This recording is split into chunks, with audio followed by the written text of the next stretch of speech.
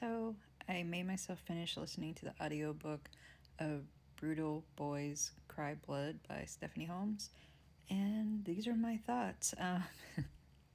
I gave it 3 stars. It was a real struggle to listen to the first third of the book, and then it picked up a little bit, but overall I just found it kind of disappointing. I almost gave it 2 stars, but I wanted to hear how everything turned out enough that I decided to go in and give it 3 stars.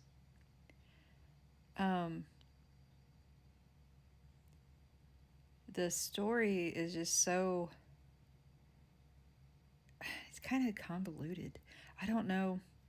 It's not hard to follow, but at the same time, it's just there's so much Greek and Greek mythology, and there's just a lot of moving parts.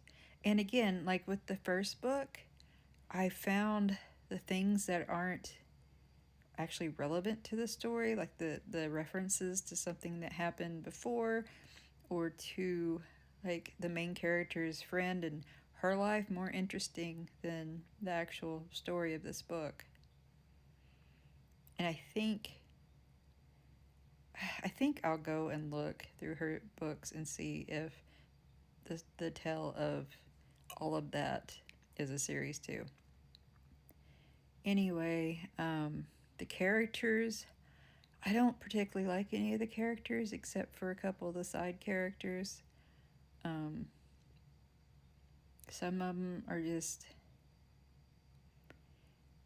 weak. I don't know. I think they're all broken in some way. I might have said that in another one. I don't know. Lots of ums. I'm sorry.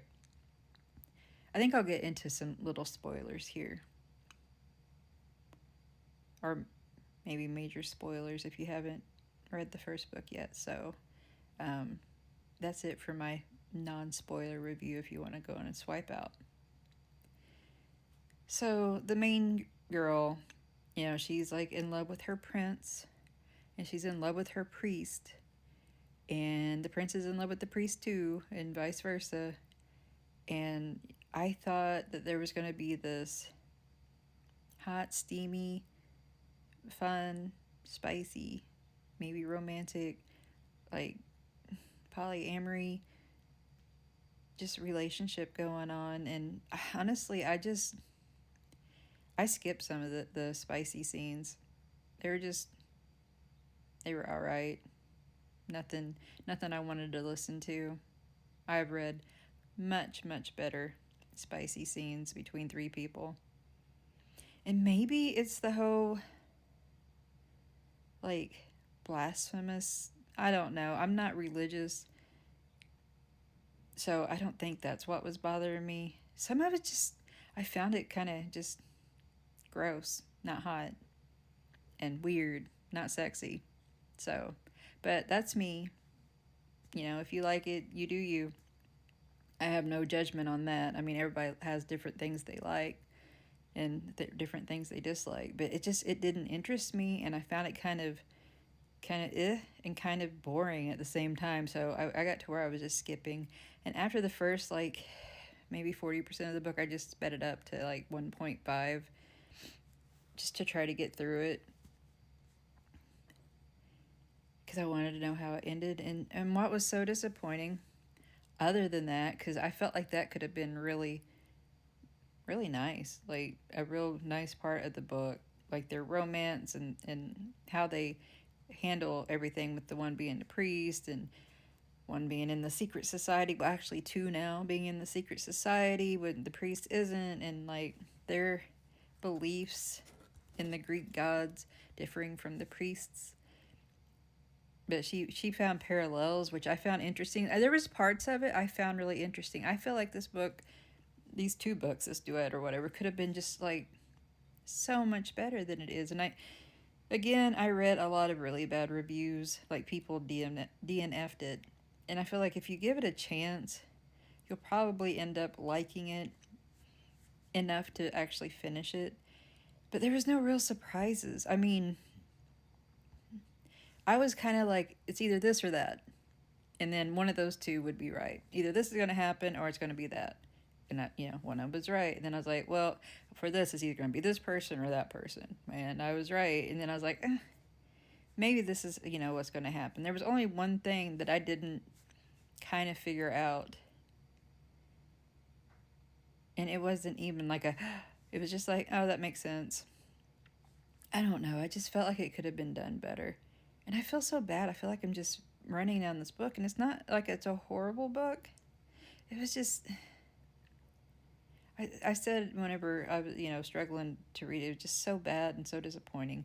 It ended up being, it was still kind of disappointing because I just felt like it could have been so much better. It wasn't bad exactly. It's just, I guess it's not my writing style.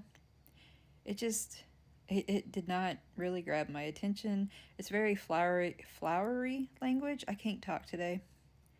And very descriptive and very kind of over the top. I shouldn't say descriptive, but the words are very, like I said, flowery. A little bit more than what I'm used to anymore. Even reading like fantasy and I don't know. Just like I said, it's not for me apparently. I'm not saying don't go read this book.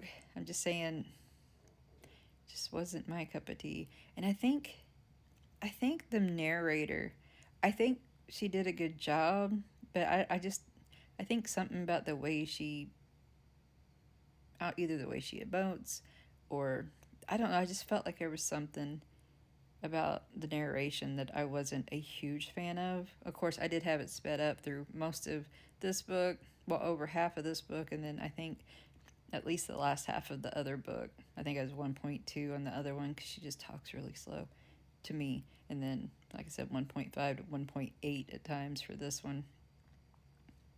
Yeah, disappointing. I was really hoping to really like this because the storyline's interesting. There's a lot of stuff about it that I liked. Like I would have liked more if it'd been handled differently. It's hard. I didn't record this right away because I was trying to get my thoughts in order, and it's just hard to verbalize what I liked and what I didn't.